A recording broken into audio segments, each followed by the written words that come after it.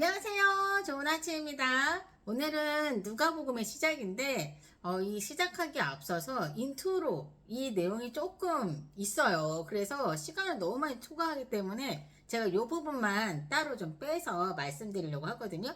우선은 이 누가복음을 누가 썼으며 어떤 취지에서 이걸 쓰게 됐는지를 이제 설명을 드리려고 이 시간을 한번 마련했습니다. 자, 그럼 이 저자가 누구냐? 누구죠? 예, 누가입니다. 누가. 예, 누가입니다. 자, 이 누가라는 사람의 직업은 의사였다고 하더라고요. 이 당시 의사라고 하면 굉장한 지성인, 예, 지식인이었음에 틀림없다라는 생각이 들지 않겠습니까? 자, 그리고 이 누가는 유대인이 아니었더라고요. 이방이었다는 게 굉장히 특이한 상황인 것 같아요. 자, 누가는 예수님을 만난 적이 없었던 사람이에요. 근데 그 바울 아시죠? 예수님을 믿는 사람들을 막 죽이려 했던 그 바울이 이제 나중에, 원래는 사울이었지, 이름이. 사울이 이제 예수님을 딱 만나고 나서 완전히 회심해서 예수님을 전하는 그 복음의, 이방인들을 향해서 복음을 전파하는 그런 사람이 됐지 않습니까? 그래서 이 바울을 만난 거예요.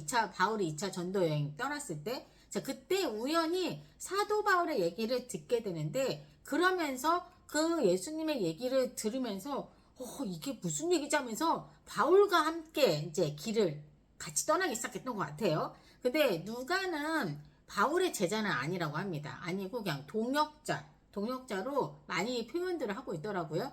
자, 더불어 바울은 여러분 아시겠지만 신체적 약점이 있었지 않습니까? 바울이 그 예수님을 처음 만났을 때 강한 빛이 그 담액색으로 예수님을 믿는 그런 사람들을 다 잡아쳐 넣기 위해서, 예? 담액색으로 그 로마 황제의 그 서신까지 받아가지고 딱 가는데 그 길에서 갑자기 강한 빛이 쫙 내리쳐가지고 눈이 해가지고 눈이 멀었었잖아요. 그 강한 빛으로 해서. 그때 예수님한테 강한 빛으로 인해서 눈을 벌게 됐는데, 그런데 이제 안수를 받고 눈을 뜨게는 됐지만 그게 완전히 낫지는 않았음을 우리가 이렇게 말씀 내용을 보면서 알게 되더라고요. 그래서 이 바울이 이 눈에 대해서 기도를 많이 했던 것 같아요. 근데 하나님께서는 족하다라고 하시더라고요. 너가 그거를 완전히 낳기를 기도하지 마라. 족하다라고 얘기를 했었거든요. 그러니까 이 바울이 되게 약함이 좀 많아서 이 눈도 조금 어려움이 좀 있었던 것 같고, 그리고 그 고린도후서 11장 24절 이하를 보시면 바울이 얼마나 심한 고난이 있었는지는 여실히 볼 수 있어요. 그러니까 유대인들에게 40에서 하나를 감한 매를 5번이나 맞았고, 또 3번 태정을 맞고, 한 번 돌로 쳐서 맞아서, 사실 이때 돌로 맞았을 때는 바울이 다 죽은 줄 알고 갖다 버렸다고 했었거든요. 자, 그 정도로 바울은 엄청난 육체적 고난을 당했었어요. 자, 그때마다 의사인 누가가 곁에서 바울을 치료해주고 돌봐줬을 가능성이 매우 높다라고 그렇게 보고 있거든요. 자, 그러다가 바울이 가이사랴 감옥에 2년간 수감되는 기간이 있었거든요.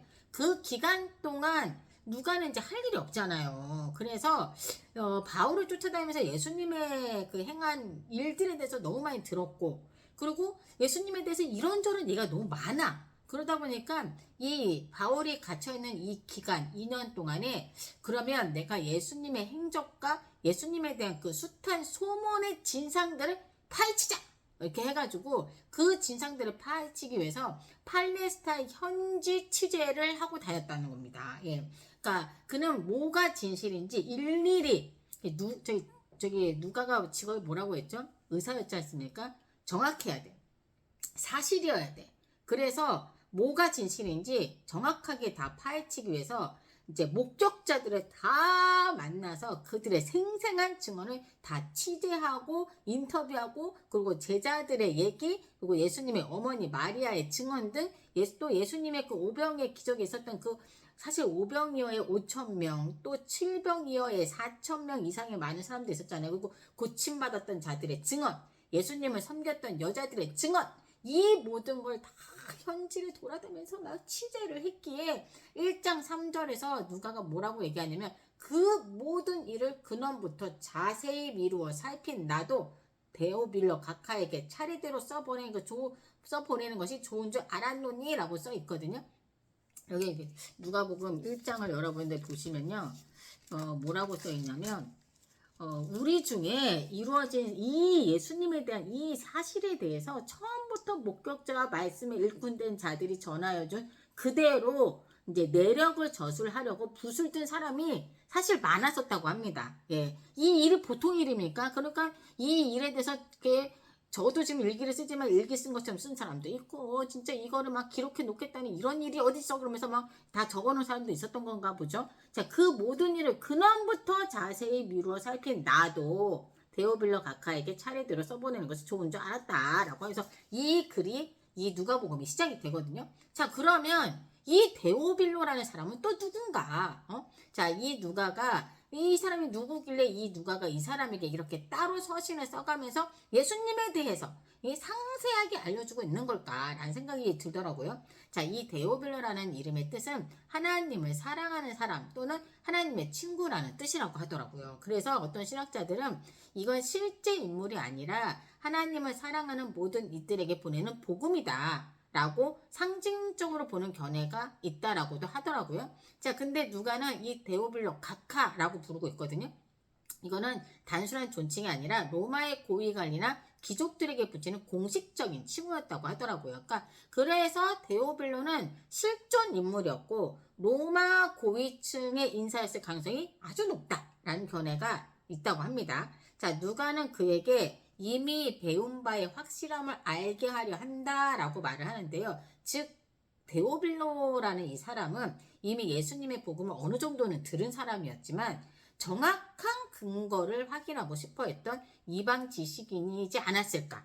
그래서 쉽게 말해 믿음이 있지만 이성이 더 명확한 확신을 원했던 그런 사람이었던 거죠. 그래서 누가는 당신이 믿는 예수가 진짜 역사 속의 인물이며 그분의 삶은 실제로 이렇게 일어났음을 보여주고자 했던 겁니다. 자, 이게 바로 누가복음의 시작이거든요. 자, 이거를 토대로 여러분들 이제 누가복음 읽어 나가시면 됩니다. 그러니까 누가는 자신이 본 걸 기록한 게 아니고요. 자신은 이 사람을 못 봤어. 예수님을 만나본 적도 없어. 근데 예수님에 대한 얘기가 너무 많아. 너무 많고 이 바울이라는 사람도 예수님에 대해서 그러니까 자기 목숨을 버리고 막 이렇게 막 말씀을 전하고 다니는 걸 보니까 이게 뭔가 있다라는 생각이 든 거예요. 그래서 정말 현지의 많은 사람들에게 그 얘기를 다 낱낱이 조사해서 기록한 게 바로 이 누가복음이다 라는 거를 생각하고 이 누가복음을 보시면 좋겠습니다. 자, 이제 누가복음을 시작할 때 우리 또 한 번 다시 만나요. 자, 안녕.